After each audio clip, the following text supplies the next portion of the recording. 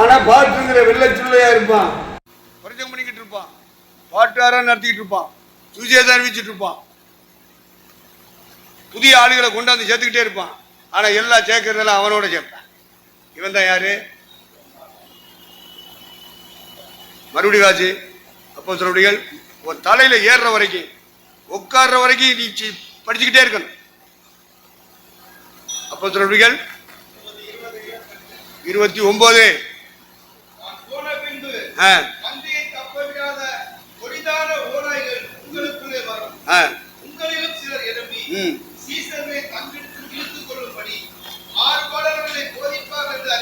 இதுதான் ஓனாய். நீங்க நாயா ஓனாயா? நீங்க எந்த நாய்? நீங்க ஓனாயின் ஆவியிலிருந்து வெளியே வரணும். நாயின் ஆவியிலிருந்து என்ன செய்யணும்? வெளியே வரணும். வெளியே வராம நீ பிரசவம் பண்றதை நம்பிட்டு ஓடாத, பாட்டார நடத்துறத வச்சு ஓட சொல்லிட்டு ஓடாத, ஜெபக்கூட்டம் நடத்துறத வச்சுக்கிட்டு இந்த ஆவியை வெளியேற்றாம இருக்காத. உனக்குள்ள இந்த ஆவி இந்த சிந்தை இருக்குமானால் மனம் திரும்பிடு. பரலோகம் போக மாட்ட. மற்றவங்களுக்கு பரலோகத்தை பற்றி பேசுவ, பரிசுத்தத்தை பேசுவ. உனக்குள்ள பரிசுத்தம் இருக்காது. உனக்குள்ள பரிசுத்தாக இருக்க மாட்ட.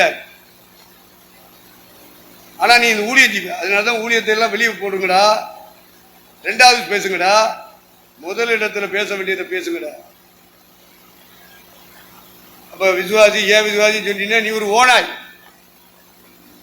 நான் போட விரும்புன்னு சொல்றான்ல, அவன் தலைமை ஊழியக்காரன். அவனை வெளிப்படுத்தின விசுவாசிகளுக்கு மத்தியில். இரண்டாவது இடத்துல பாடுபட்டவங்களை கொண்டு வரணும். நமக்கு முன்ன பாடுபட்டவன் யாரு? அவனை எல்லாம் சொல்லணும். இவங்கெல்லாம் உழைச்சிருக்காங்க, இவங்கெல்லாம் கண்ணீர் ஒழிச்சிருக்காங்க, அதனால தான் நீங்க எல்லாம் வந்திருக்கீங்க. இப்படி சொல்லிட்டு தான் உன் பிரசங்கத்தை ஆரம்பி. ஒரு வரி பேசணும். பாடுபட்டவங்களை மறக்கக்கூடாது. நன்றி கட்ட நாய்களா போயிருக்கு. இதை எப்போது சபையாருக்கு மத்தியில் நினைப்பூட்டிக்கிட்டு இருப்பீங்கன்னா நீங்களும் நன்றி உள்ளது. கிருபாசனம் போர் போட்டுட்டோம்னா சாதையா சொல்லப்பட வேண்டும், பாட்சிமார்கள் சொல்லப்பட வேண்டும், மூப்பர்கள் மூப்பத்திகள் சொல்லப்பட வேண்டும். நம்மளை மறைச்சிக்கணும். நம்மளை நினைச்சேன்னு மறைக்கணும். ஒன்னு ஒரு நாள் வெளிப்படுத்திடாத. நீ ஒரு ஓனாயா இருப்ப, செத்து நரகத்துக்கு போயிருவ ஊழியத்தை செஞ்சுட்டு. மந்தைய தப்ப விடுறது, பரலோகத்துக்கு தப்ப வைக்கிறது யாரு தெரியுமா? தங்களை மறைக்கும். தங்களோடு சேர்க்கிறவன் ஓனாய். எழுதிக்க, நோட்ல மட்டும் எழுதாத, மைண்ட்ல எழுதிக்க. சாகிற வரைக்கும் இதை மனசுல வச்சுக்க. ஏன் விசுவாசின்னு சொல்லி பழகிறாத. யாருக்கு விசுவாசி? கர்த்தருக்கு தான் விசுவாசி. அதனாலதான் நாங்க ஸ்தாபனத்தை சொல்றோம், கிருபாசன விசுவாசிகள். நான் 45 வருஷமா ஓடியாந்திருக்கேன். 40 வருஷம் முழு நேரம் ஊழியக்காரன். கிருபாசனம் கிருபாசனம் கிருபாசனம் தான் சொல்றேன். ஏன் என்னை மறைக்கும்? என்னை வெளிப்படுத்தினா கிருபாசன பேர் வருமா? என் பேர் தான் வரும். மனம் திரும்பணுமியா. இதுவரைக்கும் தவறான பழக்கத்தில் நீ கட்டப்பட்டுட்ட. அந்த கட்டுகளை விட்டு வெளியே வரணும். தன்னோடு சேர்க்கிறது, தன்னை வெளிப்படுத்துறது, தன் பேரை பெருமைப்படுத்துறது, தன்னுடைய உழைப்பை பெருசா பேசுறது. ஏது நாடு உழைப்புங்க? திருவாசன போர்டுக்குள்ள நீ ஊழியம் செய்ய, இந்த ஸ்தாபனத்தை உண்டாக்கி அதுக்கு பேர் வச்சு அதுல மக்களை எல்லாம் கொண்டு வருவதற்காக அங்கங்க ஊழியக்காரனை ஏற்படுத்தி, அப்ப அவங்களுடைய உழைப்பெல்லாம் எங்க போய் சேர்க்க?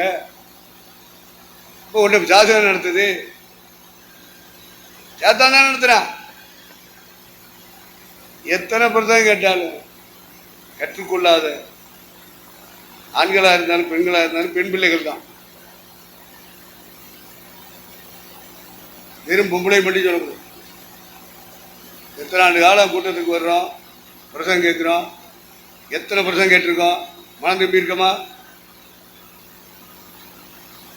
பரிசுத்தாவியை இழந்தவன் கைக்கொள்ள முடியாது அந்த பிரசங்கத்தை.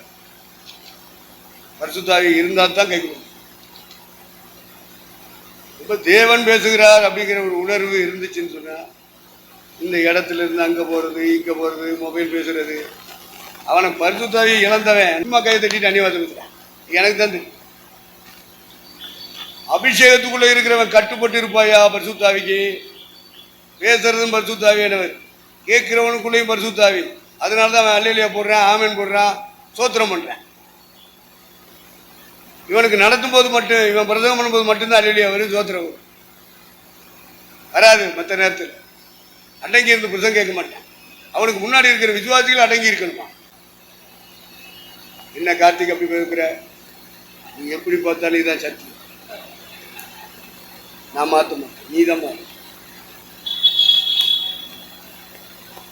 எத்தனை முறை நீ பிரசங்கம் கேட்டிருக்க, உட்கார்ந்து கேட்க முடியுதா உன்னால?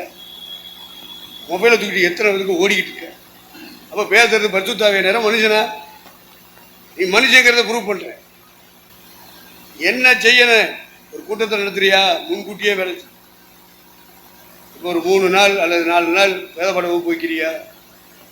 முத நாளே வந்து ஃபேன் ஓடுதா, லைட்டு எரியுதா, ஜெனரேட்டர் ஓடுதா, இன்வெர்டர் ஓடுதா, பாத்ரூம்லாம் சுத்தமாக இருக்கா, பைப்பை திரும்பி பார்த்தா தண்ணி வருதா, இதெல்லாம் எவன் பார்ப்பேன்?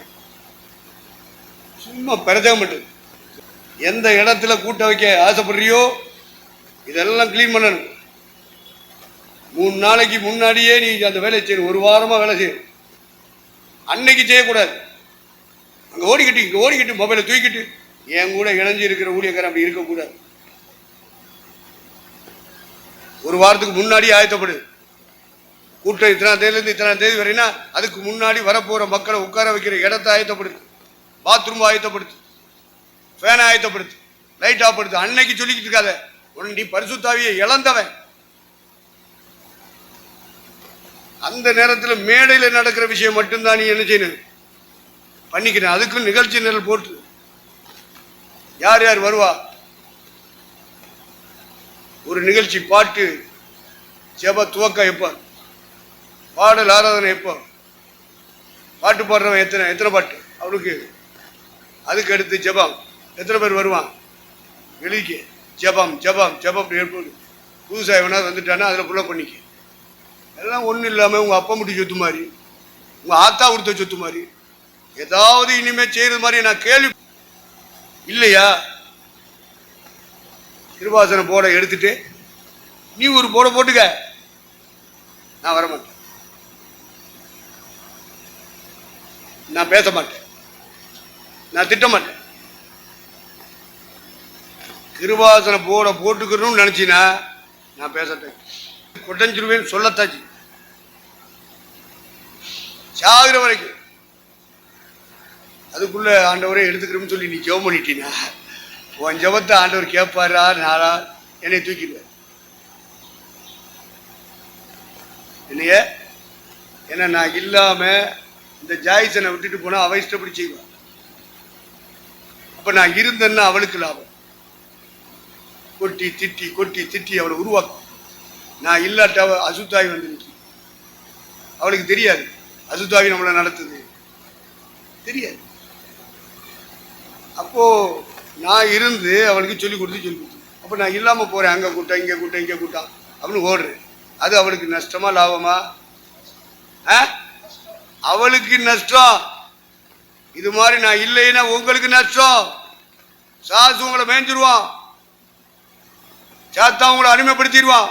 உங்களுக்கு சாத்தான தெரியாது, சாத்தான எப்படி ஜெயிக்கணும்னு தெரியாது. சொல்லி கொடுக்கிற ஒருத்தர் இருக்கணும், அந்த அனுபவத்தில் வந்தவன். அதனால தலைவர்கள் எல்லாம் தலைவர்கள் கிடையாதப்பா. பெரிய பெரிய கூட்டத்தை வச்சிருக்கிறவன், பெரிய கிளை ஊழியங்களுக்கு தலைவனாக இருக்கிறவெல்லாம் தலைவன் கிடையாது. சாத்தாரோடு போராடி போராடி போராடி 45 வருஷமா ஜெயிச்சு வந்தவன் நான் உங்களுக்கு இருக்கேன். ஆண்டவர் எடுத்துக்கிட்டா உங்களுக்கு நஷ்டம். அவர் என்னை வச்சிருப்பாரானால் உங்களுக்கு லாபம். உங்களை கடிந்து கொண்டு கண்டனம் பண்றதுக்கு நான் தான் செய்யணும். வர்றவன் போறவன் செஞ்சா எடுக்க மாட்டியே, நான் சொல்றதையே எடுக்க மாட்டியே. அப்புறம் வர்றவன் போறவன் கூட்டத்தில் வந்து சொன்னா நீ எடுப்பியா? மன திரும்புவியா? மண்ணா போய் இந்த கடிதம் எல்லாரும் செய்ய முடியாது. அவன் வருவாங்க, பைபிள் எடுத்துக்கிட்டு ஏதாவது ஒரு சப்ஜெக்டில் பிரசங்கம் பண்ணுவான், போயிட்டே இருப்பான். பாட்டு ஆறானிக்கு ஒருத்தன் கூப்பிட்டுருப்பான், அவன் வருவான், அவன் இஷ்டப்படி ஒரு பாட்டை பாடிட்டு போயிட்டே இருப்பான். மக்களும் கையை தட்டிக்கிட்டு தானா கண்ணு தானா. நான் இந்து குடும்பத்திலிருந்து வந்து பொம்பளைகளோட சேர்ந்துக்கிட்டு தானா கண்ணை கொட்டுறது. அதனால நான் இல்லைன்னு சொன்ன அந்த சபைக்கு நஷ்டம், நான் இல்லைன்னு சொன்னா ஊழியக்காரிகளுக்கு நஷ்டம், ஊழியக்காரிகளுக்கு நஷ்டம். நான் வளரணும் உருவாகணும்னு நினைச்சா கடவுளுடைய சமூகத்தில் கண்ணீரோடு ஜெபம் முடியும். நான் அப்படி ஜெபிச்சு அந்த ஒரே நான் கெட்டு நாசமா போறதுக்கா நீர் அவர் அந்த ஆளை கூட்டிட்டு போறீரு, அங்கங்க போறாரு, அங்கங்க உள்ளவெல்லாம் ஆசிரிக்கப்படுவானே, நான் ஆசிரிக்கப்படணுமே, நான் வளரணுமே, அந்த புத்தி இருக்கும். அவன் ஆவிக்குரிய ஊழியக்காரன், மற்றவெல்லாம் மாம்சத்துக்குரிய ஊழியக்காரன்.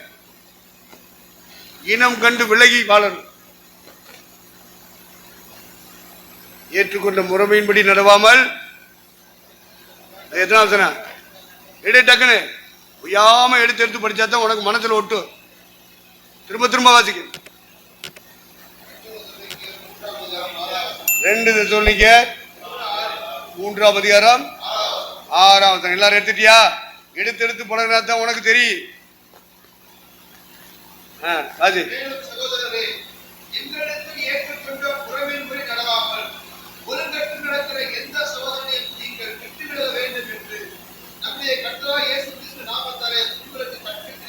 அப்ப நீ விலகி ஜீவிக்கிறது புறஜாதியை மட்டும் விலகினா போதாதுல, பரலோகம் போகணும்னா சபையிலையும் விலகணும், ஊழியர் ஐக்கியத்திலையும் விலகணும். சபையில விலகிறத பற்றி எங்க எழுதியிருக்கு? 1 கொரிந்தியர் 5ஆம் அதிகாரத்தில் வாசி, தொடர்ந்து வாசி, அந்த அதிகாரமே வாசிக்கணும். அப்பதான் உனக்கு விளங்கு. விளங்கா பயிலெல்லாம் இருக்கீங்க, பைபிளத்துக்கு பிரசம் பண்ணிக்கிட்டு இருக்கீங்க. 1 கொரிந்தியர் 5.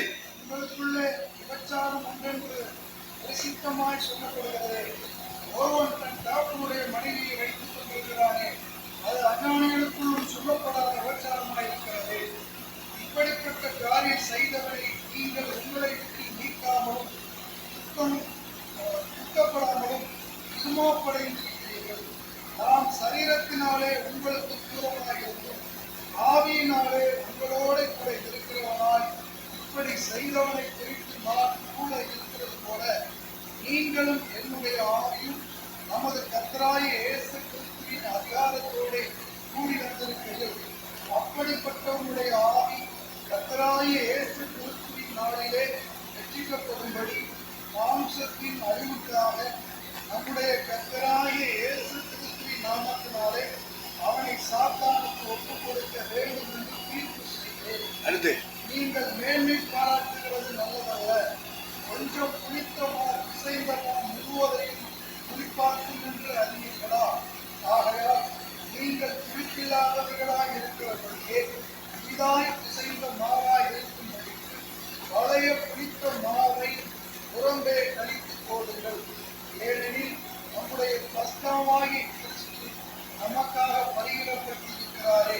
ஆதலால் பழைய புனித்த மாவோடு அல்ல, சுக்குரம் பொல்லாப்பு என்னும் புனித்த மாவோடும் அல்ல, துப்புரவு உண்மை என்னும் புளிப்பில்லாத அப்பத்தோடு பண்டிகை ஆசையை கடக்கும். விபச்சாரக்காரோடு கலந்துக்கூடாது என்று நிருபத்தில் உங்களுக்கு எழுதினேன்.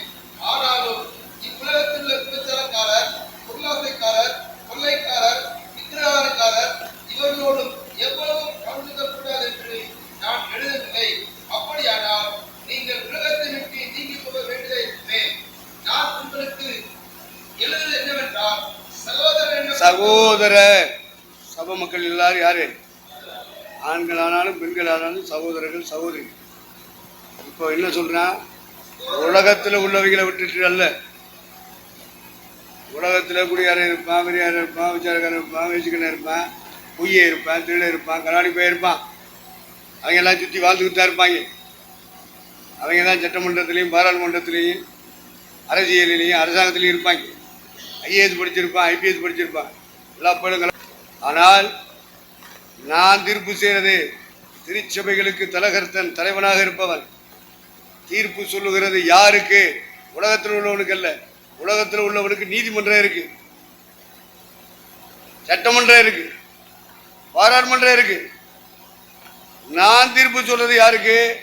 சபை மக்களுக்கு, சபை தலைவர்களுக்கும் சபை மக்கள் என்று அழைக்கப்படுகிறவர்களுக்கு மட்டும்தான் தீர்ப்பு சொல்ல முடியும். எல்லாத்துக்கும் தீர்ப்பு சொல்ல முடியாது. சகோதரன் எண்ணப்பட்ட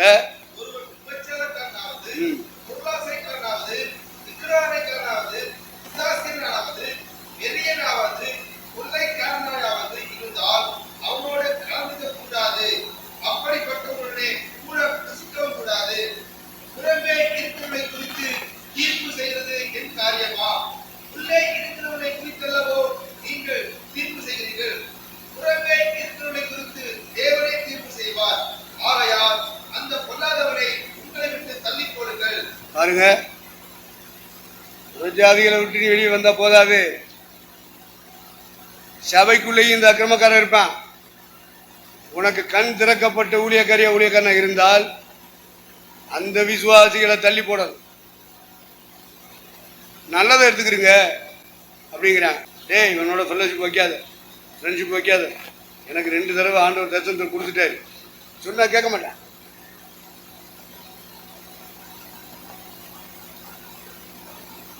கொஞ்சம் புளித்தமா எல்லாத்தையும் போய் சொல்றான்.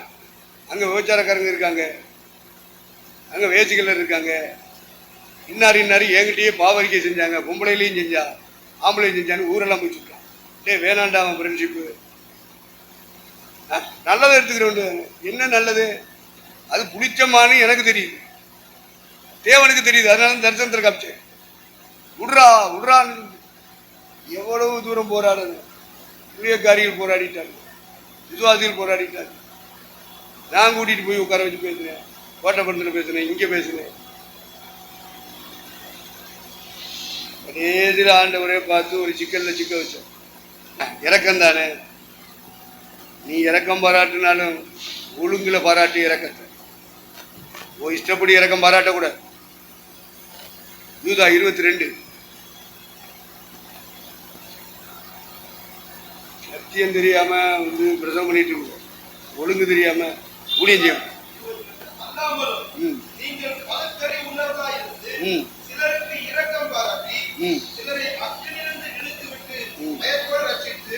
பாருங்க, ஒரு இறக்கம் செய்யறதுக்கே பகுத்தறிவு வேணுமா? உனக்குள்ள பரிசுத்தாவி இருந்தா கொடுப்பாரு, இல்லைன்னா எல்லாம் ஒண்ணுதே. ஏலே, பரலோகம் போகணும்னா நான் சொல்றது கேளு. உனக்குள்ள வஞ்சகாவி இருந்தா உன்னை நீ கீழ்ப்படிய மாட்டேன். சத்திய ஆவி இருந்தா ஆவியான கீழ்ப்படிய வைப்பார், ஜெபிக்க வைப்பார், கிருபையை பெற வைப்பார், அந்த சத்தியத்தின்படி நடக்க வைப்பார். இது நீ எப்படி செய்யலை அப்படின்னா உனக்குள்ள இருக்கிறது வஞ்சகாவி. அந்நியவாசம் பேசுறதுனால பரிசுத்தாவி நம்பாத. அந்த அந்நியவாசை தர்றது உனக்குள்ள இருக்கிற வஞ்சகாவி. எனக்கு தெரியும், 40 வருஷத்துல எத்தனை பேர் அந்நியவாசம் பேசுறவங்க பார்த்துருக்கேன். அசுத்தாவியில் ஒரு பெரிய கன்வென்ஷன்டா நாங்கள் தான் நின்று நடத்திக்கிட்டு இருக்கோம். பரிசுத்தாவி கூட்டம் நடத்துகிறோம், பாட்டு பாடி முடிச்சுட்டு ஆவின் நிறைவு உள்ள நடத்துகிறோம். ஒருத்தன் பயங்கரமாக கையை தட்டுறான், உதைக்கிறான், உருடுறான், புரடுறான். நான் இந்துவா இருந்தா பின்னாடி தட்டையை பிடிச்சி வேல்மை வேல்மை வேல்மை வேல்மை வேல்மை வேல்மை, இல்லைன்னா கொய்ந்தா கொய்ந்தா கொய்ந்தா கொய்ந்தா, இப்படியெல்லாம் நான் செஞ்சுட்டு வந்திருக்கேன். இங்கே வந்து அதுபடியே செய்யறதுக்கு நான் என்ன மடையனா? என்ன ஆவி இறங்கிட்டு இருக்கு, அந்த ஆவிகளின் மத்தியில் அசுத்தாவி எங்கே இறங்கிட்டு இருக்கான்? காணக்கூடிய கண்ணை எனக்கு கத்த திறந்து வச்சிருக்காரா இல்லையா? தூக்குடான். ஒரு கூட்டத்துக்கு பேசாம இருக்கு, 2வது கூட்டம் வரும்போது அவனை தூக்கு. ஏன்னா அவன் கையடிச்சு நிரம்பின உடனே சபையில இருந்து அம்பிட்டு பேரும் கையடிக்கான், அம்பிட்டு பேருங்க அந்நியவாதம் பேசுறேன். நான் எனக்கு கூடனா, எனக்கு கண்ணு இல்லை, தூக்குடா அவனை. என் சபைக்கு பின்னாடி, கூட்டத்துக்கு பின்னாடி கொண்டு போடும். ஏன்னா அவ்வளவு பேருடைய கவனத்தை அந்த ஆவி ஆடுது. உண்மையான அபிஷேகம் பண்ணப்பட்டவங்க குழந்தை மாதிரி இருக்காங்க, அதுக்கு தெரிய மாட்டேங்குது. அதுகளை சேர்த்து கையில் எல்லாம் கூட குடிமா. உங்களுக்கு தெரியுமா? கண்டுபிடிச்சிருக்கீங்களா? உங்களுக்கு தெரியாது. ஏன்னா கைதட்ட மாட்டாங்களா, குதிக்க மாட்டாங்களா, ஆவியானவர் வந்துட்டாருன்னு சொல்ல முடியாதா? இந்த மாதிரி தாகத்தோடு இருந்தீங்கன்னா அந்த தாகம் தீர்க்கிறதுக்கு அந்த ஆவி வரும். தாகத்தை தீரும் ஐயா. கொஞ்சம் பகுத்தறிவோட இருங்க. பிரசங்கம் பண்ணா போதாது, ஜெபக்கூட்டம் நடத்தினா போதாது, பாட்டாரம் நடத்தினா போதாது, சுசி அறிவிச்சா போதாது, ஆவியில நிரம்பி அந்நியவாத பேசினா போதாது. ஒரு இறக்கம் செய்யணும்னாலே உனக்குள்ள பகுத்தறிவை கர்த்தர் உனக்கு தந்து. 9 வரம் ஆவியான கொடுக்குற வரத்துல ஒரு வரத்துக்கு பேரு ஆவிகளை பகுத்தறிவு இருக்கா? சுத்தாவே இல்லை, அப்புறம் என்ன ஆவிகளை பகுத்தறிவு வரான்? அப்ப பகுத்தறிவு உள்ளவர்களாக இருந்து சிலருக்கு இரக்கம் பாராட்டு. உனக்கு நன்மை செய்யறவனுக்கே நன்மை செய்யறாது, அதுவும் காணிக்க கொடுக்கிறவனுக்கே இரக்கம் பாராட்டிட்டு இருக்காது. ஏழை எளியவர்கள் உனக்கு உதவியா இருக்கிறவங்க தான் ஏழைன்னு நினைக்காது. உதவி செய்யாட்டாலும் சில ஏழைகள் இருப்பாங்க, அவங்க மேல நீ அன்பா இருக்கணும். தேவன் அதெல்லாம் கணக்கெடுப்பார். நீ யாருக்கு உதவி செய்யற, யாருக்கு அன்பு செய்யற, யாருக்கு இரக்கம் செய்யற, எல்லாத்தையும் கணக்கெடுத்துருவார். பகுத்தறிவு உள்ளவர்களா இருந்து இரக்கம் பெற. உன்னை ஏமாத்துறதுக்கு வருவேன், ஏமாத்துறதுக்கு வருவா, உன்கிட்ட வாங்கி பிடிங்கி திங்கிறதுக்காக வருவா. அவளுக்கு இறக்கம் செய்யறத கத்தர் விரும்புவாரா? அவ புடிங்கி திங்கிறதுக்காக வர்றா, புடிங்கி திங்கிறதுல வர்ற. உனக்கு தெரியுமா? அவ இறக்கத்துக்கு பாத்திரவான்னு உனக்கு தெரியுமா? நான் ஊழியத்துக்கு வந்த புதுசுல ஒருத்தி வாலி பிள்ளைய கூட்டிட்டு வந்துட்டேன். நான் உபவாச ஜெபம். அப்ப வாடகை வீட்டுல இருந்து ஊழியம் செஞ்சுட்டு இருக்கு.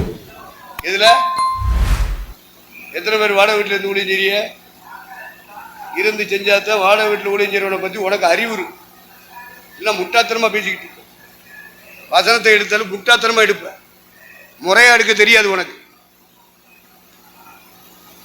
அப்போ வாடகை வீட்டுல இருந்து உபவாச ஜெபம் நானு, யாரும் வரல, வரமாட்டாங்க, விசுவாசிகள் வரமாட்டாங்க. நானே ஒருத்தனா பாடணும், ட்ரம் அடிச்சுக்கிட்டு பாட்டு படிச்சுக்கிட்டு இருப்பேன். பாடம் நானே பாட்டு பாடி முடிச்சுட்டு நானே ஆவியில் நிரம்பி அந்நியவாசம் பேசிக்கிருப்பேன். அடுத்து பைபிளை நானே வாசிப்பேன். வாசிச்சு முடிச்சுட்டு பிரசங்கம் பண்ணுவோம்ல, அந்த கருத்தை நோட்டில் எழுதிக்குவேன். அப்புறம் ஜெபம் பண்ணுவேன், பாட்டு பாடுவேன், அப்புறம் ஆவியில் நிரம்புவேன், அப்புறம் ஆமேன் போட்டு முடிப்பேன். சிங்கிள். நீ செஞ்சிருக்கியா? அப்புறம் என்ன நீ பாஸ்டரு, நீ பூஸ்டர். சனிக்கிழமை உனக்கு உட்கார்றதுக்கு நேரம் இல்லை, அங்க ஊழியம் இங்க ஊழியம். அங்க போனா சாப்பிடலாம், இங்க போனா டீ குடிக்கலாம். உருப்பிடுவியா நீ? தனியா இருக்கும்போது நீ தேவனோடு தனிமையில இரு. தனியா ஜெபம் பண்ணு, தனியா பாட்டு பாடு, தனியா ஆவியில் நிரம்பு, தனியா அந்நிய பாசம் பேசு, தனியா வேதவாசி. பிரசங்கம் கேட்கறதுக்கு ஆள் இல்லைன்னா ஒரு நோட்ல எழுது உன் பிரசங்கத்தை. அவன் தான் உண்மையான மனுஷன். இங்கேயும் தேவனோடு இருப்பான், செத்து எந்திரிச்சும் தேவனோடு போய் இருப்பான். அந்த இடத்துக்கு வரணும். ஆள் வரலைன்னா அது வரைக்கும் ஓடிக்கிட்டே இருக்கிறான், சாடிக்கிட்டே இருக்கிறான், இல்லை மொபைலில் பேசிக்கிட்டு இருக்கேன். இவனுக்குள்ள பரிசுத்தாவே இருக்கு, வேற ஆவி. பார்த்த உடனே நான் கண்டுபிடிச்சிருவேன், இவனுக்குள்ள இருக்கிறது வஞ்சகாவி. உண்மையான ஆவியானவர் அவன் மேல இருந்தார். விசுவாசிகள் வரல, உட்கார்ந்து தேவனை ஆராதிக்க ஆரம்பிச்சிருக்கான். ஒரு சபையில நிறைவேற்றுகிற காரியங்கள் எல்லாம் தனியா நிறைவேற்றிட்டு இருப்பான். அந்த உண்மை உள்ளவன், உண்மையுள்ள ஊழியக்காரிங்கிற பேரை வாங்கணும் ஆண்டவர்கிட்ட. இண்டிவிஜுவலா செஞ்சு பழகு, சபையிலேயே செஞ்சு பழகாத. வாழ விடுவாங்க. ஒரு அம்மா ஒரு பிள்ளைய கூட்டிட்டு சோதனைக்கு வாரா.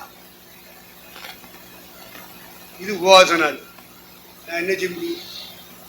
சரி பொம்பளையில இருக்காரு அப்படின்னு சொல்லிட்டு நான் ஜெபத்தை முடிச்சுட்டு, அம்மா உள்ள மாவு இருக்கு, மாவை எடுத்து கலக்கி ஆளுக்கு 2 தோசை வச்சுட்டு சாப்பிடும், நீங்களே சட்னி வச்சுக்க. சாப்பிட்டு முடிச்சாங்க. ஐயா, நாங்கள் இந்த ஊர்லேருந்து வர்றோம்யா, திரும்பி போகிறதுக்கு காசு இல்லையா, டிக்கெட் எடுக்க வாலியபுரி கூட்டிகிட்டு வந்துருக்கு. நமக்கு அப்போ ஒன்றும் தெரியாது, பகுத்தறிவு கிடையாது, இறக்கம் செயல், அன்பு செயல்.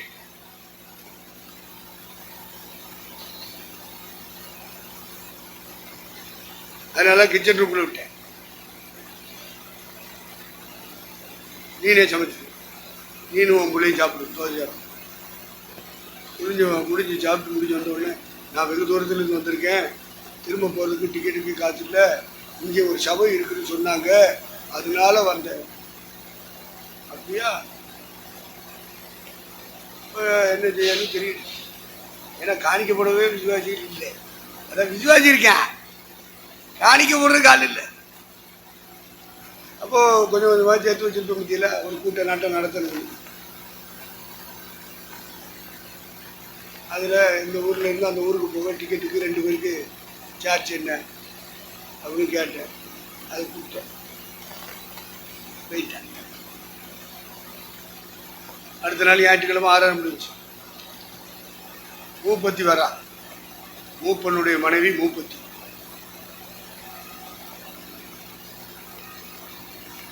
ஐயா, இப்படி ஒரு பொம்பளையும் ஒரு பிள்ளையும் வந்தாங்க எங்கள் வீட்டுக்கு, நீங்கள் சபைக்கு போனீங்களா,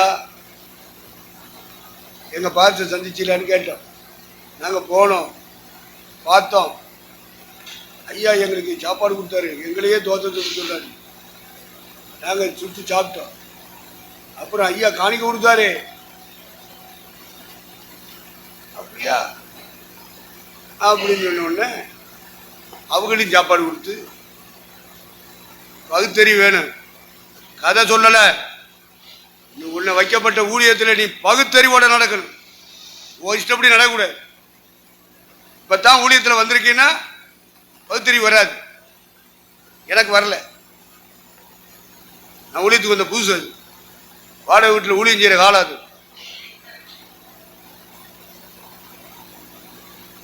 இப்போ மூப்பத்தி சொல்கிறான், இப்படி வந்தாங்க, உங்களை பார்த்துன்னு சொன்னாங்க, நீங்கள் அவங்களுக்கு இப்படி சாப்பாடு கொடுத்தீங்களா, அடுத்து காணி கொடுத்தீங்களா, அப்புறம் ஜோம் பண்ணிடலாம் இப்படிலாம் சொன்னாங்க.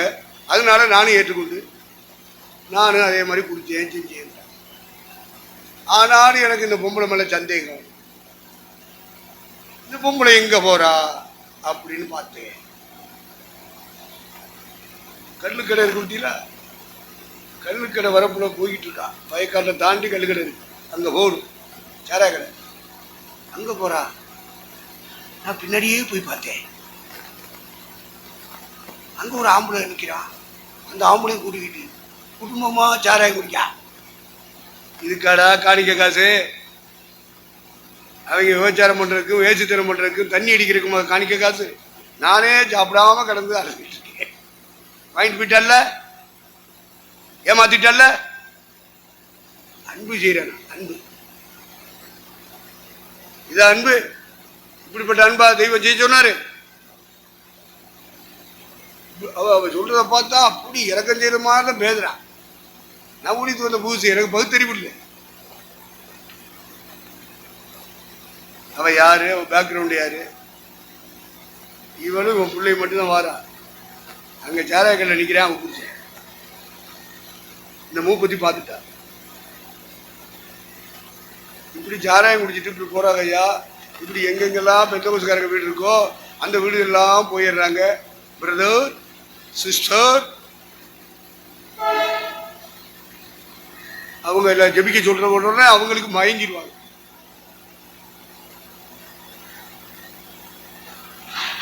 ஊழியத்துக்கு புதிதாக வந்த ஊழியக்காரர் வேணா பகுத்தறிவு இல்லாம இருக்கலாம். நீண்ட காலம் நான் ஊழியத்தில் இருக்கேன் அப்படின்னு சொல்றாலும் பகுத்தறிவோட இறக்கம் செய்யும். பகுத்தறிவு உள்ளவர்களா இருந்து இரக்கம் பாராட்டு.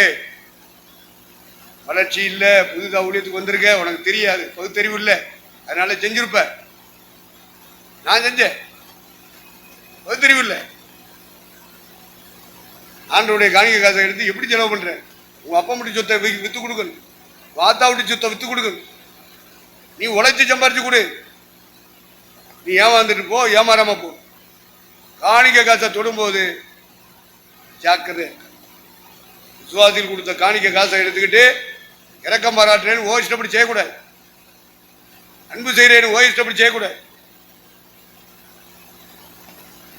அதுக்கு தான் நான் எழுத சொல்லி இரக்கம் செஞ்சேன் எழுது, அன்பு செஞ்சேன் எழுது. செலவு கணக்கில் இதெல்லாம் வரணும். சபையா இருக்கு, ஞாயிற்றுக்கிழமை சாப்பாட்டுக்கு இத்தனை விசுவாசி, சாப்பாட்டு செலவு, காய்கறி செலவு எவ்வளவு, பருப்பு செலவு எவ்வளவு, அரிசி செலவு எவ்வளவு எழுது. நீங்களா எழுதுறீங்களா? எழுத மாட்டீ. அப்படியே எழுதினாலும் கள்ள கணக்கு எழுது. ஏன்னா நீ பரலாம் போக மாட்டேன், உனக்கே தெரியுது, உன் மனசாட்சியே சொல்லுது நீ போக மாட்ட. அதனால இருக்கிற வரைக்கும் சம்பாதிச்சு கலக்கணங்கள் இப்படி செஞ்சுதான் யூதாசு ஊழியம் செஞ்சு முடிச்சுட்டு நடந்து போனேன். அதே இடத்துக்கு தான் நீனும் போற. தப்ப முடியாது. இறைவன் இருக்கிறார் உன் மேல, பரிசுத்தான இருக்காரா? எப்படி செய்ய விடுவாரு? பாவம் செய்ய எப்படி அனுமதிப்பாரு? செலவு கணக்கு கரெக்டா எழுதி பழகு. ஒரு மாசத்துக்கு என்ன வருமானம் வருது, அந்த வருமானத்துக்கு உள்ள செலவு செய்யற மாதிரி பட்ஜெட் போடு. பட்ஜெட் போட்டினா நீ பகுத்தறிவாதி. ஞாயிற்றுக்கிழமை என்ன செலவாகுது, சனிக்கிழமை என்ன செலவாகுது, அந்த வாரம் பூரா என்ன செலவாகுது, டீ செலவு என்ன, சாப்பாடு செலவு என்ன, வர்ற போறவங்களுக்குள்ள செலவு என்ன, ஈபி செலவு என்ன, செலவு கணக்கு உண்மையா எழுது. உண்மை உள்ளவன் தான் பரலோகத்துக்கு போவான். பொய்யர்கள் போக மாட்டாங்க, அந்த நாய்கள் போவா. அவன் சபை நடத்தினாலும் ஊழியக்காரியா இருந்தாலும் ஊழியக்காரனா இருந்தாலும் நாய். வெளிப்படுத்தின விசேஷம் 22:15. எடுத்த உடனே யார் வர்றா? எந்த நாய்? எந்த நாய்? ஏய், நான் சொல்றேன் சுரி நாயி, தெரு நாயி, ஓ நாயத்தான் அங்க சொல்றேன். மொத்தத்துல நாய்களும், அடுத்து சூனியக்காரரும், விபச்சாரக்காரரும், கொலைபாதகரும், விக்கிரக வழிபாடு செய்யறவனும் புறமே இருப்பார்கள், நரகத்தில் இருப்பான். ஊழியம் செய்யறதுனால, வெயிட் அண்ட் வெயிட் கொடுத்ததுனால, நகை கட்டுறதுனால நீ பரவத்துக்கு வரமாட்ட. தெளிவாயிரு. பொய்க்கு இடம் கொடுத்துடாத, பொய் கணக்கு எழுதுறதுக்கு இடம் கொடுத்துடாத. உன்னோட தெய்வம் இருக்கிற, அவர் பார்த்துக்கிடுவார், உன் தேவைகளை அவர் சந்திப்பார். அதனால செலவு கணக்கை ஒழுதாக எழுதுங்கப்பா. ஒரு வாரத்துக்கு என்னென்ன செலவாகுது, திங்கள், செவ்வாய், புதன், வியாழன், வெள்ளி, சனி, ஞாயிறு மக்களுக்கு சாப்பாடு போடுவோம். ஃபேன் எல்லாம் ஓடும், லைட் எல்லாம் எரியும். மற்ற நாட்கள் அப்படி எரியாது. இப்போ ஈபி சார்ஜ் என்ன வருது கணக்கு பாரு. இதை எப்படி சிக்கனப்படுத்தலாம், என்ன வருமானம் வருது, அந்த வருமானத்துக்கு உள்ள செலவு செஞ்சு பழகு. கடன் வாங்காத, கடன் வாங்காத, கடனும் வாங்கக்கூடாது. கடை வாங்க ஒன்று கடை வாம்பான், இல்லை கடை வாங்க. எப்படி பரவாயில்ல போவேன்? எப்படி போவான்? எனக்கு 2000 கிளை இருக்குன்னு சொல்லிட்டு பெருமைப்பட்டுக்கிறேன். அவன் போயிடுவானா? அந்த பெரிய பாசு போயிடுவாங்களா? இப்ப எடுத்துக்காட்டுற வசனம் சத்தியமானால் நீ சத்தியத்தின்படி பாரு. ஸ்தாபனங்களை, தலைவர்களை, கிளை ஊழியங்களை, ஊழியக்காரங்களை பாரு. பெரிய பெரிய பாசு அப்படின்னு நினைக்காத. அவன் செத்து நிறைய போவான். நீ போயிடாத. என் கூட இருக்கிற நீ போக கூடாது. அவன் பர்வத்தை பத்தி பேசுவான், பிரச்சனை பண்ணுவான். பெரிய 1500 2000 கிளை இருக்குன்னு சொல்லுவான். மயங்கிறாது. திருட்டு பயலா இருப்பான், களவாணி பயலா இருப்பான். உனக்கு தெரியாது. பரிசுத்தாவியை இழந்தவனா இருப்பான். அந்நிய பாஷையும் கைதட்டு மட்டும் இருக்கும். அதான் பெலிஸ்தியர் விட்டு போன அடையாளங்கள் என்ன? இது போல பரிசுத்தாவியானவர் விட்டு போன அடையாளங்கள் கைதட்டு அந்நிய பாஷை அடையாளம் இருக்கும். ஆவியானவர் இருக்க மாட்டார. ஆவியை இழந்தவன் எப்படி பரவத்துக்கு போவான்? சபை நடத்துவான், பாட்டாரம் நடத்துவான், பிரசங்கம் பண்ணுவான், ஜெபக்கூட்டம் நடத்துவான். பரிசுத்தாவியை இழந்தவன் ஆனா அவன்கிட்ட இருக்கிற அடையாளம் என்னது? அடையாளம் என்னது? அந்நிய பாஷையே கைதட்டு. இது ரெண்டு இருக்கும். பரிசுத்தாவி மட்டும் இருக்க மாட்டேன். பிரசங்கம் இருக்கும், சிவக்கூட்டம் நடத்துறது இருக்கும், பாட்டு ஆராதனை பண்ணுவேன், நல்லா கையை தட்டி அந்நிய பாஷை பேசுவேன். ஆவியானவர் இருக்கிறாரான்னு அவன்கிட்ட பார்த்தா இருக்கு. கண்டுபிடிக்கிற கண் இருக்கா? நீ கண் திறக்கப்பட்டவன் தானா? நீ குருடனா குருடியா? முழுக்கு ஆசாரம் எடுத்துட்டு உள்ள வந்திருப்பான் பெந்தகோஸ்கார மாதிரி. அவன் குருடன் குருடி. கண் திறக்கப்பட்டவன் பரிசுத்தாவியோடு வாழுகிறவன். கண் திறக்கப்பட்டவன் யாரு? ஜவ மக்களுக்குள்ள வர்றதெல்லாம் ஞாயிற்றுக்கிழமை மட்டும் ஒரு மருங்க. எல்லா நாளும் குடியிருக்கிறது தான் பரிசுத்தாவியானவர். ஞாயிற்றுக்கிழமை மட்டும் வந்து கையை தட்டிக்கிட்டு பார்த்து விதுறான் பாரு, வஞ்சகத்தின் ஆவி. இதெல்லாம் உனக்கு தெரிஞ்சிருக்கணும். என்னோட இணைஞ்சிருக்கிற ஒவ்வொருத்தருக்கும் தெரியணும். பரிசுத்தாவி இருந்தால் நீ கடனும் வாங்க மாட்டேன், களை வாங்கவும் கொண்டாடிக்கு தெரியாம களை வாங்க கூடாது. என்னடா ஒவ்வொரு கூட்டமும் வைக்கும் போது சொல்றாங்க, ஐயா என் பேங்க்ல இருந்து 1000 ரூபாயை காணம்பியா, என் பேங்க்ல இருந்த செல்ல காணம்பியா. கூட்டம் வச்சாலே வர்றவன் பூரா என்ன படிச்சுட்டவனா வருவேன். திருட்டு பயிலும் வருவாங்க, களவாணி பயிலும் வருவாங்க. இதெல்லாம் பார்க்கக்கூடிய கண்ணு உனக்கு இருக்கணும். திருடாதவனையும் பிசாசு பக்கத்துல இருந்து திருடுமா? யாரும் இல்லை. அங்கும் இங்கும் பார்த்தானா, குடிய தோண்டி புதைச்சானா எவனவன்? யாரு? இப்படி அங்கேயும் இங்கேயும் பார்ப்பாங்க. நைஜா எடுத்து கொண்டு போய் புதைச்சி வச்சிருவான். ஆகான் மற்றவன் தொடமாட்டான், ஒரிஜினல் தொடமாட்டான். அபிஷேகத்தை இழந்தவன் தொடுவான். வேறு அந்நிய பாஷை கைதட்டு மட்டும் இருக்கிறவன் தொடுவான், திருடுவான், களவாம்பா. அவனைத்தான் யோவான் எழுதுறான். நாய்களும் சூனியக்காரரும் விபச்சாரக்காரரும் கொலைபாதகரும் விக்கிரக ஆராதனைக்காரரும் பொய்யை விரும்பி, ஊழியக்காரன் பூரா அதுக்குள்ள இருக்கான், பொய் நாவிக்கு கீழே இருக்கான். கைதட்டு இருக்கும், அந்நிய பாஷை இருக்கும், ஆனா நடத்துறது பொய் நாவி. கண்டுபிடிக்கிற கண்கள் வேணும். நீங்கள நானும் கடை வாங்க கூடாது. அடுத்து என்ன சொன்னேன்? கடை வாங்க. கடை உங்களில் யாருக்காவது கடன் இருக்கா? நான் கேட்கறது அடைக்கிறதுக்கு இல்லை.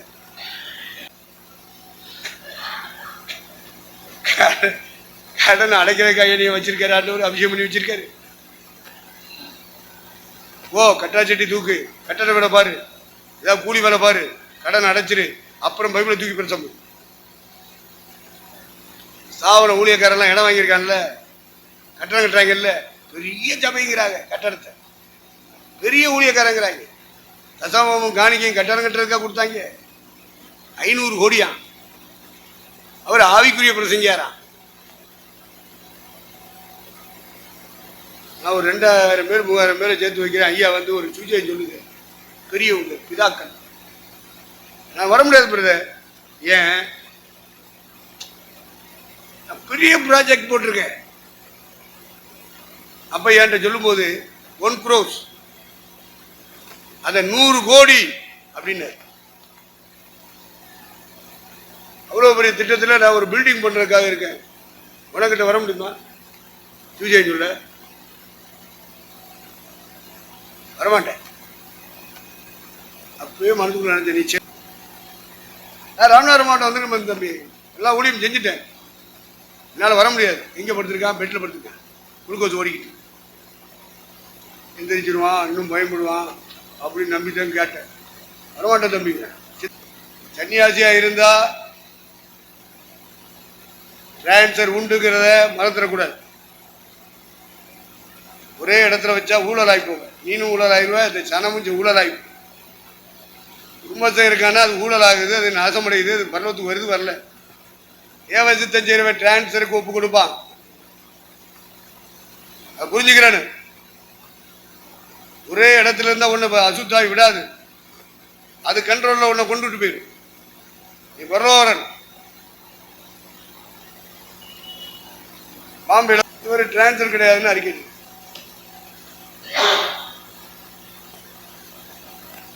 தலைவன்.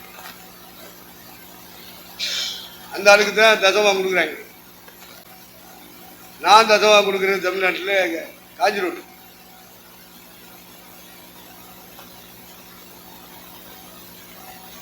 இப்போ டிரான்ஸ்ஃபர் இல்லைன்னு அவர் சொல்றாரு.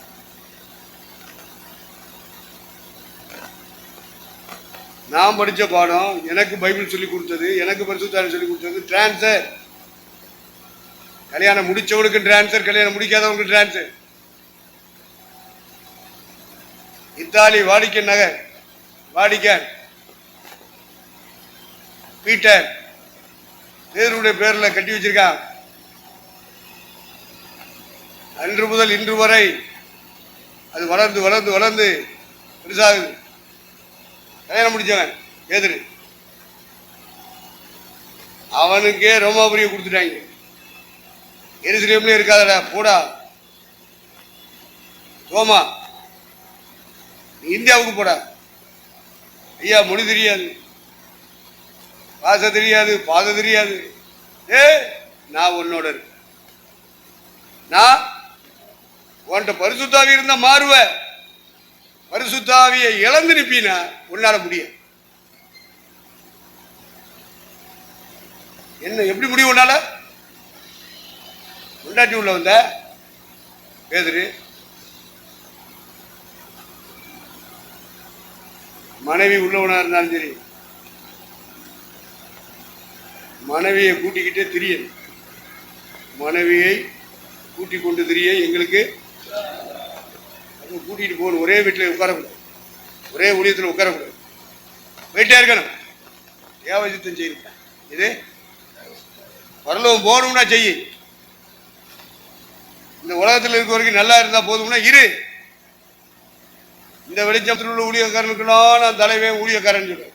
ஏன்னா அசம்பிளியில இருந்து வந்தாலும் இப்படிதான் இருக்கணும் புத்தி. அசம்பிளிலேயே டிரான்ஸ்ஃபர் இருக்கியா? ஒரு சிலருக்கு வச்சிருக்காங்க, நாம எல்லாருக்கும் வைக்கணும்.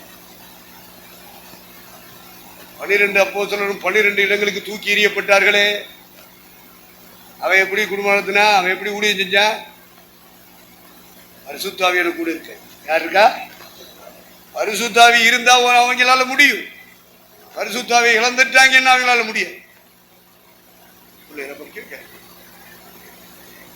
பிள்ளைகளை படிக்க வைக்கணும். பிள்ளைலாம் இருக்குல்லப்பா, காலையில் கூட்டிகிட்டு போகணும், சாயங்காலம் கூட்டிகிட்டு வரணும், அதுகளுக்கு துணி வாங்கி கொடுக்கணும், வர்ற தசவாங்க காணிக்க எல்லாம் பிள்ளைகளுக்கு. நீ எப்படி கூட்ட வைப்ப? கல்யாணம் முடிக்காதவன் அந்த பணத்தை எல்லாம் கூட்ட வச்சிடறான். எல்லா கல்யாணம் முடிக்காதவன் நீ சொல்லலை, அதுலேயும் நீ பகுத்தறிவு உள்ளவர்களாக இருந்து பரவாயில்லைக்கிட்டு இருப்பான், பொய் சொல்லிக்கிட்டு இருப்பான், திருடிக்கிட்டு இருப்பான், உல்லாசக்காரனா இருப்பான், பனாசக்காரனா இருப்பான். பொண்டாட்டி மட்டும் இருக்க மாட்டான், மற்றது எல்லாரும். இவங்கள தான் நாய்களும் சூனியக்காரரும் விக்கிரக ஆராதனைக்காரரும். ஒரு கொள்ளை அடிக்கிறவன், கொலை செய்கிறவன். அடுத்து யாரு? பொய்யை விரும்பி ஆதன் படிச்சு கணக்கு எழுதுறதுல பெரிய விருப்பம், பொய்யை விரும்புறது, கடை வாங்குறதுல விருப்பம், கடை வாங்குறதுல விருப்பம். இவங்களை எல்லாம் பார்த்துட்டு நீ சொல்லுவ, நான் எப்படி சொல்லுவேன்? இவங்களெல்லாம் சேர்த்து வச்சுட்டு ஊழியர் ஐக்கியம். என்ன ஊழியர் ஐக்கியம் பண்ற? உன் கூட இருக்கிறவன்லயே ஒருத்தன் யூதாசா இருக்கான், அவன் எப்படி இருப்பான்? அந்த ஐக்கியத்தில் உள்ளவன். உன் நேரத்தையும் காலத்தையும் வீணாக்கூடாது, தெளிவாயிரு. நாட்கள் பொல்லாதவர்களானதால் காலத்தை பிரயோஜனப்படுத்திக்க. சத்தியத்தின்படி நடக்கிறது, குடும்பத்தை நடத்துறதுக்கு, உன் கையில் கொடுக்கப்பட்ட சபையை நடத்துறதுக்கு, உன் ஊழியங்களை செய்யறதுக்கு, உன் ஐக்கியத்தை கட்டி காக்கிறதுக்கு, நேரத்தை லாபப்படுத்து, நஷ்டப்படுத்திடாத. அதனாலதான் நிகழ்ச்சி நிரல் போடுங்கடா போடுங்கடான்னு ஒவ்வொரு கூட்டத்துக்கு சொல்றேன். கூட்டம் நடத்துறதையாவது ஒழுங்கா நடத்துக்கணும், இஷ்டப்படி நடத்தாதீங்க. டைம் போடுங்கடா. யார் ஜெபிக்கணும், பேரை எழுதுக்கணும், யார் பாட்டு பாடணும், யார் முதல் ஜெபம் பண்ணணும், யாரு கடைசி ஜெபம் பண்ணணும், யார் ஆசீர்வாதம் பண்ணணும், யார் செய்தி கொடுக்கணும். அப்ப இதை முதல்ல எழுது, நிகழ்ச்சியை எழுது. அப்புறம் அவங்களுக்கு டைம் போடும். மாதிரி இவர் சாட்சி சொல்லுவார் சொன்னா அவன் பாட்டு பாடுறேன் சொல்றது என்ன, அவன் உடனே பாட்டு பாடுறேன். சரி சீக்கிரம் ஒரு 2 வரி பாடிட்டு சாட்சி சொல்லுவான்னு பார்த்தா முழு பாட்டு போடுறேன். ஏன்னா மைக்கு கிடைச்சிச்சுல. திருட்டு பயிலுங்க, களவாணி பயிலுங்க. அவங்க உன்னை சாட்சி சொல்ல சொன்னா சாட்சி மட்டும் சொல்லு, செய்தி கொடுக்க சொன்னா செய்தி மட்டும் சொல்லு. பாட்டு பாடுவாங்க ஆராதிப்பாங்கன்னா பாட்டு பாடி ஆராதி, இல்லை பாடல் மட்டும் பாடுவாங்க அப்படின்னா பாடல் மட்டும் பாடு. இவங்க ஆறாம் நடத்துவாங்க, ஆறாம் மட்டும் நடத்து. ஆனால் உங்ககிட்ட பொறுப்பு வரும்போது நீ ஊழியக்காரன் கேட்கணும், எவ்வளவு நேரம் ஒதுக்கியிருக்கீங்க. இப்போ வயசு எனக்கு 65, இன்னைக்கும் கேட்பேன், எனக்கு எப்போ மைக்கு தருவீங்க, நான் எப்போ பிரசங்கத்தை ஆரம்பிக்கணும், எப்போ பிரசங்கத்தை முடிக்கணும். கேள்றா தமிழ், கேள்றா கான்சன், இன்ன வரைக்கும் கேட்டுட்டும் போ. நீ மட்டும் ஆறாம் நடத்துக்க அப்படின்னு நீ பாட்டுக்கா ஒரே பாட்டா பாடிக்கிட்டு இருக்க. சில பயிலுங்க சாட்சி சொல்றாங்க, ஜெபம் பண்ணுவார்கள் அப்படின்னு சொன்னா வந்து அலையிலே சொல்லுவோம், சோத்திரம் பண்ணுவோம். இதெல்லாம் உன்னை சொல்றது யாரு? உனக்கு என்ன சோத்திரம் பண்ண சொல்லி கூப்பிட்டாங்களே? அவனுக்கு இருக்கிறத 2 மணி நேரம் வச்சிருப்பான் அல்லது 3 மணி நேரம் வச்சிருப்பான். இந்த 3 மணிக்குள்ள இந்த கூட்டத்தை முடிக்கணும், மக்களை அனுப்பணும். புருஷன் ரசிக்கப்படாத வந்திருப்பான், பிள்ளைய ரசிக்கப்படாத வந்திருப்பான். இந்த டயத்தில் முடிஞ்சிடும், ஓடிடுவோம், போய் நம்ம வீட்டில் இருக்கிற மாதிரி காமிச்சுக்கிறோம் சொல்லிட்டு வந்திருப்பான் கூட்டத்துக்கு. இவங்க சாட்சி சொல்ல சொன்னா சாட்சி சொல்லுது, பாட்டு பாடு, பகுத்தறிவே இல்லை. இவெல்லாம் பாஸ்ட், இவெல்லாம் சபை நடத்துறான். உனக்கு என்ன கொடுக்குறாங்களோ அதை மட்டும் செய். எவ்வளவு நேரம் கொடுப்பேன்னு கேளு. அந்த நேரத்துக்கு முன்னாடி 1 நிமிஷம் 2 நிமிஷத்துக்கு முன்னாடியே முடிச்சு அவன் தான் என் கூட இருந்து ஊழிச்சு. இல்லைன்னா ஓடிப்போ. அப்ப ஆத்தா வீட்டுல இருந்து ஊழிச்சு, தடையே கிடையாது. ரொம்ப தெளிவா இருக்கும். நான் 45 வருஷம் அந்த பாதையில் வந்ததுனால தான் உங்களுக்கு சொல்லிக் கொடுக்க தெரியுது. எனக்கு முன்னாடி போன பிதாக்கள் எனக்கு சொல்லி தரல. அவங்கள்ட்ட படித்தது 1 2 தான், பைபிள்ல இருந்து படிச்சது. பரிசுத்த ஆவியானவர் நடத்தி அந்த படிப்பை தந்தது தான். அதை வச்சு தான் நான் உங்களுக்கு சொல்லி, நீங்க தான் அதை கண்டுபிடிச்சிக்கிறேன்னு நீங்க தான் ஜெபிக்கணும். சொன்ன உடனே உங்களால் மறந்துட முடியாது. பல மாதங்கள் வருடங்கள் இந்த விஷயங்களை சொல்லி சொல்லி ஜெபிக்கணும். கிருபதாங்கப்பா கிருபதாங்கப்பா கிருபதாங்கப்பாரு. கிருபை வாங்கினா தான் உன்னால் இதை கை கொள்ள முடியும். மற்றபடி எத்தனை பிரசங்கம் கேட்டாலும் நீ திருந்த மாட்ட, எத்தனை வசனங்களை கேட்டாலும் நீ திருந்த மாட்ட, உன்னால் முடியாது. அதனால ஜெபம் பண்ணு, சொல்கிற விஷயத்த மனசில் எடு, நோட்டில் எடு, போய் முழங்கால நின்று தனியாக ஆண்டவர்கிட்ட அழு, ஜெபி, கிருபை வாங்கு. அதுக்கப்புறம் தான் உனக்குள்ள மனம் திரும்ப முடியும். அதுக்கு பிறகு தான் உன்னால் கை கொள்ள முடியும். மற்றபடி எத்தனை பிரசங்கம் கேட்டாலும் உன்னால் முடியாது, உன்னால் முடியாது. இப்போ எத்தனை பிரசங்கம் கேட்டிருக்கோம், கேட்டிருக்கோமா இல்லையா? எத்தனை புத்தகங்களை வாசிச்சிருக்கோம், எத்தனை கேசட்டில் கேட்டிருக்கோம், எத்தனை கூட்டங்களில் பங்கெடுத்து கேட்டிருக்கோம். எந்த பிரசங்கம் நம்ம வாழ்க்கையில் நிறைவேறிக்கும் சொல்லுங்க? எப்போது கற்றாலும் ஒரு போதும் கற்றுக்கொள்ள மாட்டாங்க. அப்படிதான் இருப்பாங்க, மனம் திரும்பவே மாட்டாங்க,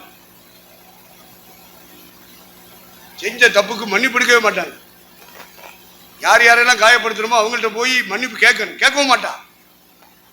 எப்படி பண்ண போவா? எப்படி பண்ண போவ? மன்னிப்பு எடுத்திருக்கியா? இப்படி உங்களுக்கு விரோதமா பேசிட்டேன் சிஸ்டர், தப்பு மன்னிச்சிருக்க. அப்பெல்லாம் ஒரு மணி வரும், நீ ஒரு மணி போடாம நீ பாட்டுக்கு பாட்டு பாடிக்கிட்டு இருக்க, நீ பாட்டுக்கு ஜெபக்கூட்டம் நடத்துற, நீ பாட்டுக்கு பிரதமம் பண்ற. அதனால தான் நான் சொன்னேன், இவன் ஒருத்தரும் குறை வர மாட்டான்டா. இவன் மன்னிப்பு எடுக்கவும் இல்லை, மன்னிப்பு கேட்கவும் இல்லை, மன்னிப்பு கொடுக்கணும், மன்னிப்பு எடுக்கணும். இவன் பாவத்தை தான் இயேசுனார் மன்னிப்பார். சகோதரன் செய்த தப்பிதங்களை மனப்பூர்வமாய் மன்னியாமற் போனால் உங்கள் பரமபிதாவும் உங்கள் தப்பிதங்களை எத்தனை தடவை வாய்ச்சிருக்க, கேட்டிருக்கியா மன்னிப்பு? எப்படி நீ பரலோகம் போவ? பரலோகம் போறதுக்காவது நீ மன்னிப்பு கேளு. உன்னால காயப்படுத்தப்பட்டவர்கள் நீ போய் மன்னிப்படுத்து. அவங்களால நீ காயப்படுத்தப்பட்டிருப்பீனா நீ மன்னிப்பு கேளு. உங்களால நான் இப்படி பாதிக்கப்பட்டேன், உங்களால இப்படி காயப்படுத்தப்பட்டேன், நீங்க ஆண்டவருடைய பிள்ளை, ஆனா நீங்க இப்படி எனக்கு செஞ்சிட்டீங்க, நீங்க மன்னிப்பு கேட்காட்டாலும் நானே உங்களுக்கு மன்னிப்பு கேட்கிறேன். இப்படி கேட்க மனமுள்ள ஊழியக்காரியா ஊழியக்காரனா இருக்கா எப்படி பரலோகம் போவா? வாசி மத்தேயு சுவிசேஷம் 18:9 வாசி.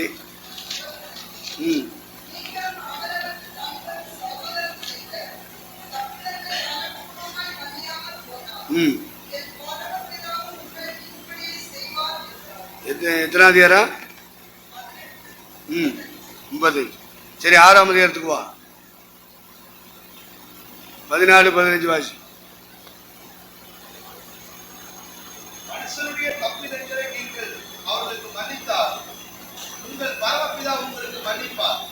மனுஷனுடைய தப்பிதங்களை நீங்கள் அவர்களுக்கு மன்னியாதிருந்தால் உங்கள் பிதா உங்கள் தப்பிதங்களையும் மன்னியாதிருப்பார். அப்ப நாம செஞ்ச தப்புகள், தவறுகள், குற்றங்கள், குறைகளை ஆண்டவர்கிட்ட அறிக்கை செய்யறோம். ஆண்டவர் நமக்கு மன்னிக்கணும்னா அவர் என்ன ஒழுங்கு வச்சிருக்காரு சொல்லுங்க? நம்ம செஞ்ச அக்கிரமங்களை, பாவங்களை, குற்றங்களை, குறைகளை ஆண்டவர்கிட்ட அறிக்கையிடுறோம். ஆண்டவர் மன்னிக்கணும்னா அவர் என்ன எதிர்பார்க்கிறார் நம்மகிட்ட? நம்ம யார் யாரெல்லாம் காயப்படுத்தினாங்களோ ஊரு போய விடாம அவனுக்கு நீ மன்னிக்கணும். உனக்கு விரோதி யாரு, எதிரி யாரு? அவன் உனக்கு விரோதமா பேசியிருப்பான், எழுதியிருப்பான், பிரச்சனை பண்ணியிருப்பான், உன்னை பகைச்சிருப்பான், உன்னை தவறா பேசியிருப்பான். அவனை எல்லாம் நீ மனப்பூர்வமா மன்னிக்கிறியா?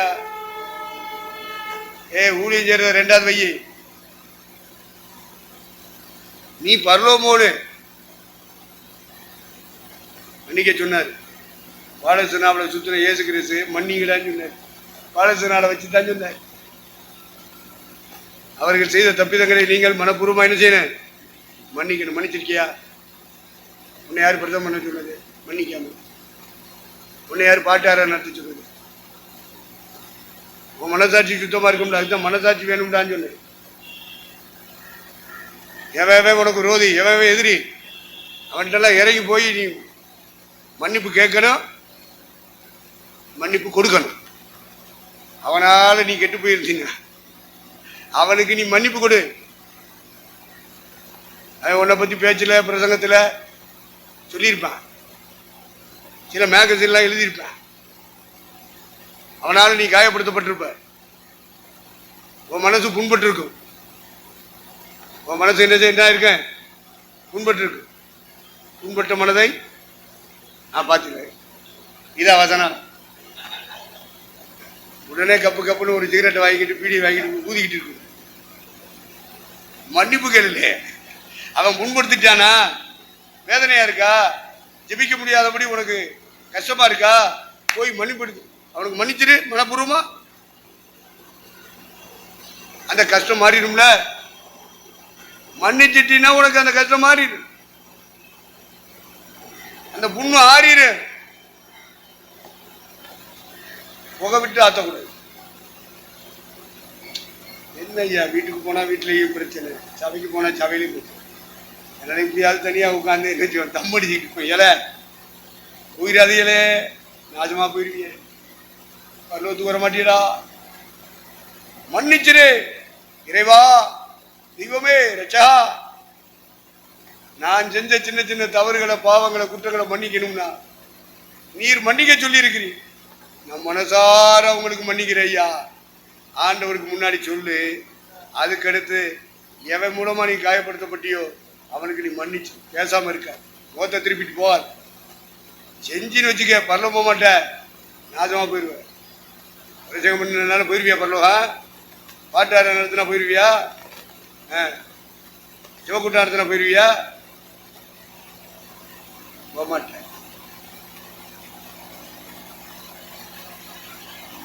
நீ சண்டை கிளாஸ் நடத்தினாலும் சரி, விபிஎஸ் நடத்தினாலும் சரி, பெண்கள் முகாம் நடத்தினாலும் சரி, வாலிபர் முகாம் நடத்தினாலும் சரி, இதெல்லாம் நடத்துறதுனால பல போயிருமா? உன்னால காயப்படுத்தப்பட்டவர்களை மனப்பூர்வமான ஜாகிரக்கு முன்னாடி மன்னிக்காமலே ஊழியத்தை காமிச்சிட்டு ஓடிட்டே இருந்தீங்கன்னா நான் தான் போயிடுவேன்.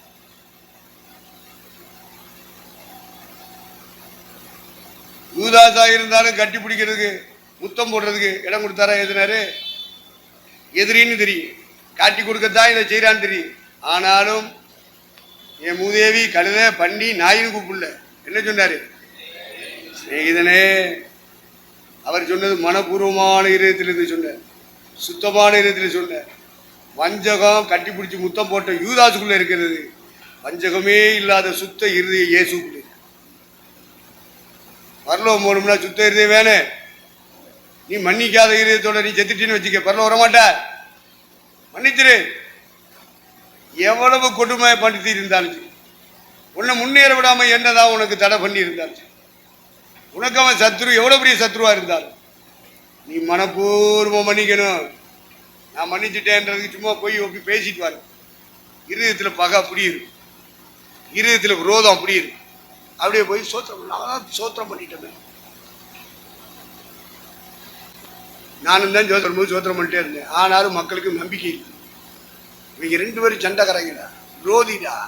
நான் போகும்போது வரும்போது நல்லா சோத்திரம் பண்ணுவேன், அவரும் சோத்திரம் பண்ணுவேன். ஒரு நாள் எல்லா ஊழியங்களுக்கும் காரியங்களுக்கும் லீவை போட்டுட்டு நேரம் அவர் இருக்கிற இடத்துக்கு போனார். ஒரு நாள் முழுவதும் அவருக்கு செலவு. என் இருதயத்தில் உன் மேல பகை இல்லை, விரோதம் இல்லை, சுத்த இதயத்தோடு உன் மேல அன்பா இருக்கிறேன் அப்படின்னு போய் உட்கார்ந்து பேசி சிரிச்சு பழைய காரியங்கள் பழைய நினைவுகள் எல்லாத்தையும் தோண்டி எடுத்து இந்த ஆதியில் கொண்டிருந்த அன்பு படி ஏன் இருதயம் அன்பு கூறுது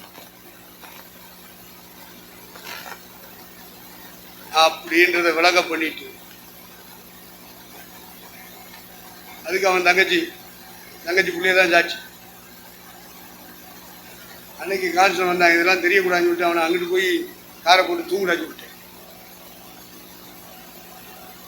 சகோதரி மாதிரி வந்துருவாரு அப்படின்னு சாப்பாடு வச்சிருக்காரு. வந்து சாப்பிடு.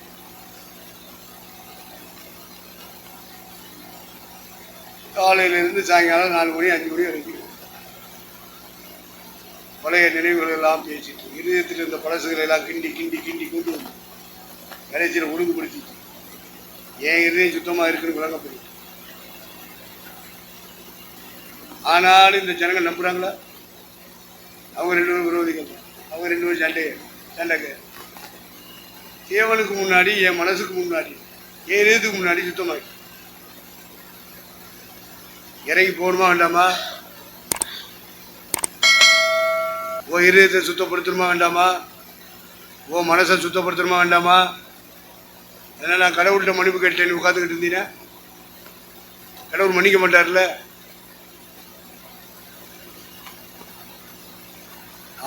அவன் சகோதரன் செய்த தப்பிதங்களை உனக்கு விரோதமாய், உன் குடும்பத்துக்கு விரோதமாய், உன் பிள்ளைகளுக்கு விரோதமாய் எவன் என்ன பேசி இருந்தாலும் எழுதி இருந்தாலும் பிரசங்கம் பண்ணி இருந்தாலும் அவனுக்கு நீ மனப்பூர்வமா மன்னிக்கணும். ஜாகிரக்கு முன்னாடி கடவுள்கிட்ட மன்னிப்பு கேட்டேன்னு போயிடாத. சார் சொல்லுவான், ஆண்டவர் உனக்கு மன்னிச்சு மன்னிக்க மாட்டாரு. போய் மன்னிப்படுத்தி ஆகணும். நீ பரலோகம் போகணும்னா வேற வழியே கிடையாது. நீ யாருக்காவது தீமை செஞ்சுக்க வச்சுக்க.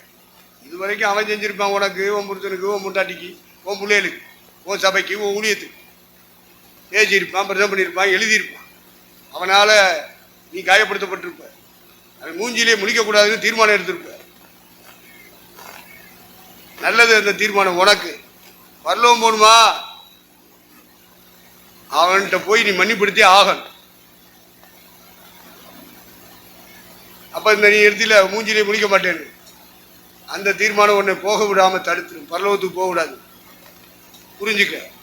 இன்னைக்காவது ஆவியானவர் சொன்னாரு, நம்பு, மனம் திரும்பு. மனம் திரும்ப முடியல. அப்படிப்பட்ட இருதயம் தான் உனக்குள்ள இருக்கு. நான் சேத்தின நேரம் அக்னி கடல். எவனா இருந்தா எனக்கு என்னவே, எவ்வளோ இருந்தா எனக்கு என்ன? என் கூட இருந்து ஊழியம் செய்யறவன் பரலோகத்துக்கு வரேன். ஊழியம் செய்யறதா பரிசு? பரலோகத்துக்கு வரணும். நான் வீணாக ஓடினதும் வீணாக பிரயாசப்பட்டதும் இல்லை என்று சொல்லும் நாள் ஒரு நாள் வருகிறது. அந்த இடத்துல எனக்கு மகிழ்ச்சியும் சந்தோஷமும் கிழவுமா இருப்பவர்கள் நீங்களே. அதனாலதான் இப்போ போட்டா பேசு. நீ அங்க வரணுமா வேண்டாமா? இந்த சர்ச்சுக்கு வர்றதில்லை, இந்த கிருவாசன போர்டுக்குள்ள ஊழியம் செய்யறதில்லை, இன்டர்நேஷனல் சர்ச்சில் நீ அங்கமாகணும். அது வருகையில் எடுத்துக்கொள்ளப்படுகிற கூட்டத்துக்கு பேர் தான் இன்டர்நேஷனல் சர்ச். இப்போதைக்கு அது இன்விசிபிள். எடுத்துக்கொள்ளப்பட்ட பிறகு விசிபிள், காணக்கூடிய திருச்சபை. இன்றைக்கு காணக்கூடாத திருச்சபை இன்விசிபிள், இப்ப காண முடியாது. ஆனா வருகையில போன பிறகு எல்லா ஜாதியார், எல்லா தேசத்தார், எல்லா ஜனமும் ஒண்ணு கூடுவல்ல. அழகாய் நிற்கிற இவர்கள் யார்? எல்லாரும் அங்க வரணுமே. இங்க சேர்த்துக்கிட்டு சண்டை போட்டுக்கிட்டு நீ எங்க பரலோகத்துக்கு வர போற? உனக்கு மன்னிக்கிற தன்மையே இல்லையே. நீ ஏசனாருடைய ஆவி உள்ளவளா இருந்தார். இவர்கள் அறியாம செய்கிறார்கள். இவர்களுக்கு மன்னியும் ஜெபமும் பண்ணுவ, நீயும் மனப்பூர்வம் அனுச்சுவ. மன்னிப்பு உனக்குள்ள பரிசுத்தாவி இருந்தா செய்ய முடியும், இல்லாட்ட முடியாது. அப்போ உன்னை காயப்படுத்தினவர்களுக்கு நீ மனப்பூர்வமாக மன்னிக்கணும். உன் மனசு உனக்கு சாட்சி கொடுக்கும். ரெண்டாவது, நீ யார் யாரை காயப்படுத்துற? யார் யாருக்கு விரோதமா பேசியிருக்க? யார் யாரை குறைச்சு பேசியிருக்க? அவமானமா பேசியிருக்க? அசிங்கமா பேசியிருக்க? ஆபாசமா பேசியிருக்க? உன் மூலமா காயப்படுத்தப்பட்டிருக்காங்கல்ல.